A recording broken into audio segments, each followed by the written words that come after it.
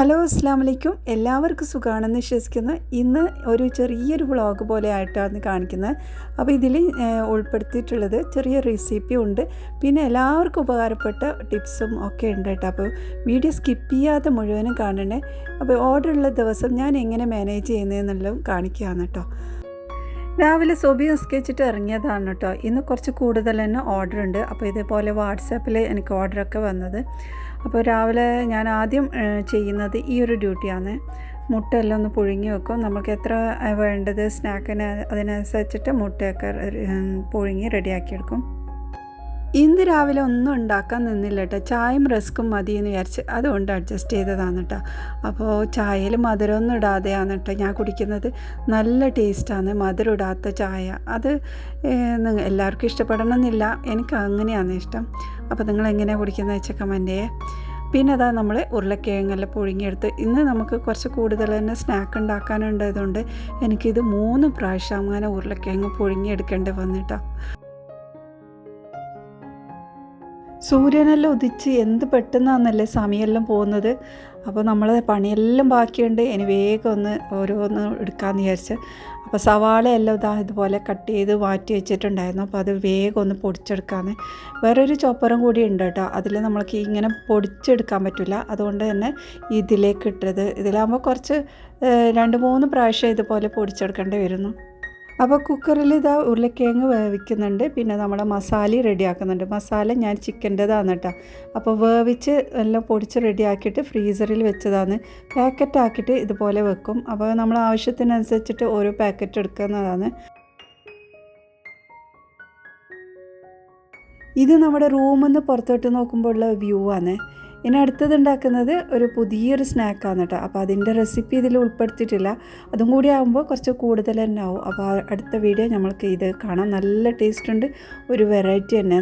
ഞാൻ അതിനൊരു സ്പെഷ്യലായിട്ടുള്ള ഒരു പേര് ഇട്ടിട്ടുണ്ട് കേട്ടോ. ഇനി അടുത്തത് കട്ട്ലറ്റിന് വേണ്ടിയിട്ടുള്ള റെഡിയാക്കുക. അപ്പോൾ ബീഫ് കട്ട്ലറ്റാണ് ഉണ്ടാക്കുന്നത്. അപ്പോൾ അതെല്ലാം വേവിച്ചെടുക്കുക. അപ്പോൾ എപ്പോഴും കട്ട്ലറ്റ് ഉണ്ടാവുന്നില്ല, അതുകൊണ്ട് തന്നെ ഉണ്ടാക്കി വെക്കല്ല. ബീഫൊക്കെ ആ ഒരു സമയത്ത് ഉണ്ടാക്കുന്നതാണ്. അപ്പോൾ എല്ലാ ഇതും എനിക്ക് എടുക്കാൻ പറ്റുന്നില്ല കേട്ടോ. ചിലതൊക്കെ കുറേ മിസ്സായിട്ടുണ്ട്. അപ്പോൾ ഫുള്ളായിട്ട് എടുക്കാനുള്ള ഒരു ടൈമും കിട്ടുന്നില്ല. അതിൻ്റെ ഞാൻ ഈ പണീൻ്റെ ഇടയിൽ നിന്നാണ് ഇതെല്ലാം ചെയ്യുന്നത്.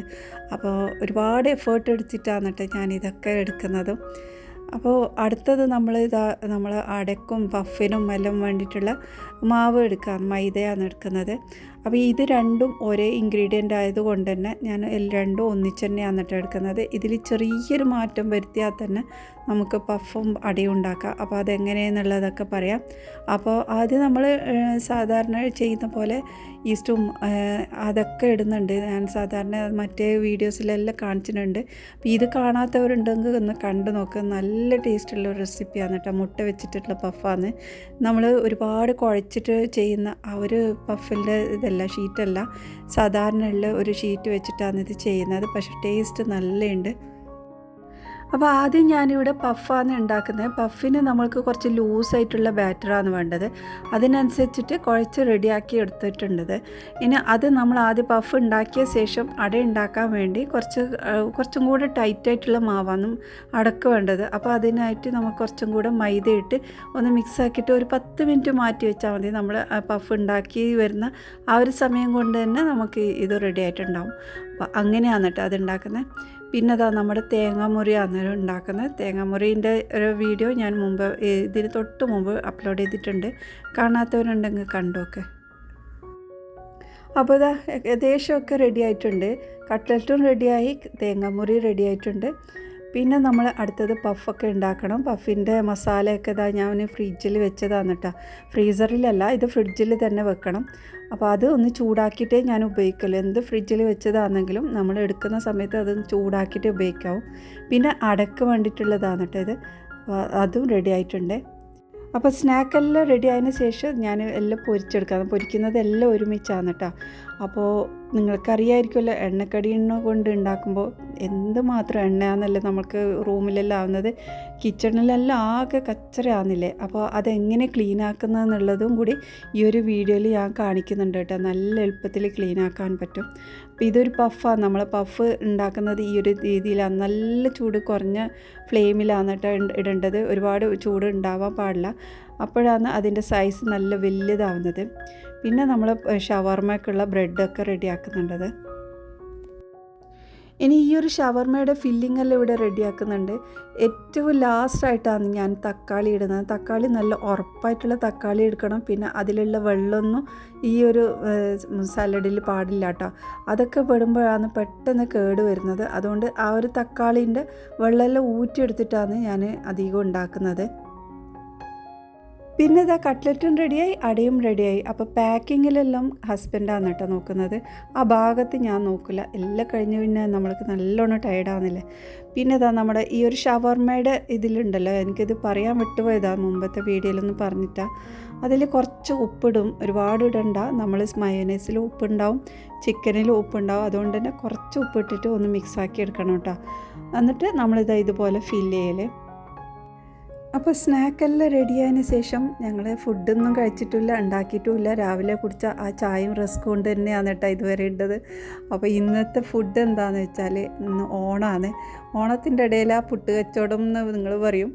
അപ്പോൾ അതാണ് ഇന്നത്തെ സംഭവം. അപ്പോൾ ഇന്ന് ഞാനൊരു സദ്യ ഓർഡർ ചെയ്തു. സദ്യക്ക് ഒരുപാട് ഐറ്റംസ് ഉണ്ട്. ഇവിടെ അടുത്തുള്ള ഒരു ഷോപ്പിൽ തന്നെയാണ്, ഹോളിഡേയ്സ് എന്ന് പറഞ്ഞിട്ടുള്ളൊരു ഷോപ്പിൽ. ഒരുപാട് നല്ല ടേസ്റ്റുള്ള ഒരു ഫുഡാണ് കേട്ടോ അവിടുത്തേതൊക്കെ.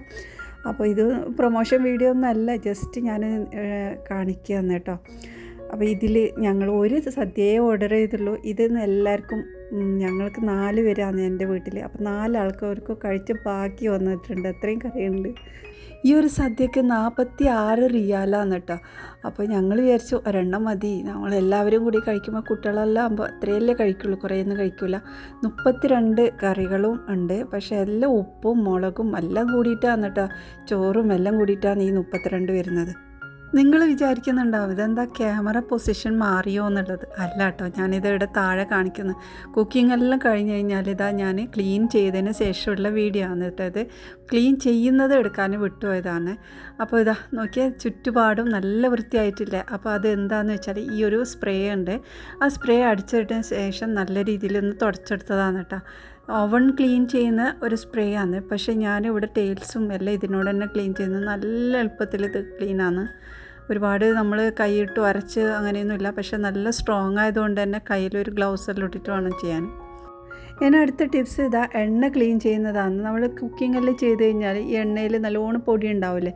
അപ്പോൾ അതിങ്ങനെയാണ് ചെയ്യുന്നത്. നമ്മൾ ബാക്കി വന്ന മൈദ മാവുണ്ടല്ലോ, അത് ഇതാ ഇതുപോലെ ഒഴിച്ചിട്ട് എല്ലാ ഭാഗത്തും ഒന്ന് നന്നായിട്ടൊന്ന് ഇളക്കി കൊടുക്കുകയാണ് ചെയ്യുന്നത്.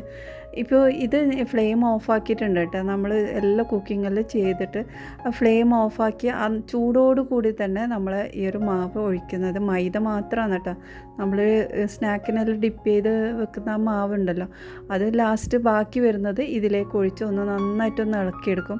അപ്പോൾ അതിലുണ്ടാകുന്ന ആ ഒരു കച്ചറയും പൊടിയെല്ലാം ഇതിലേക്ക് ഒട്ടിപ്പിടിച്ച് നല്ല വൃത്തിയായിട്ട് നല്ല ക്ലീനായിട്ട് കിട്ടും കേട്ടോ. നമ്മൾ എണ്ണ ഫുള്ള് പൊടി പോവും എന്ന് ഞാൻ പറയുന്നില്ല കേട്ടോ. എന്നാലും നമ്മൾ ഈ ബ്രെഡ് പൊടിയെല്ലാം ഇട്ട് കഴിഞ്ഞാൽ അതിൻ്റെ ആ വലിയ പൊടിയൊക്കെ പോയിട്ട് ചെറിയ തരി ഉണ്ടാവുമല്ലോ, നമ്മൾ അരിച്ചാൽ പോലും കിട്ടാത്ത അവിടെ പൊടി മാത്രമേ ഉണ്ടാവുള്ളൂ ബാക്കി.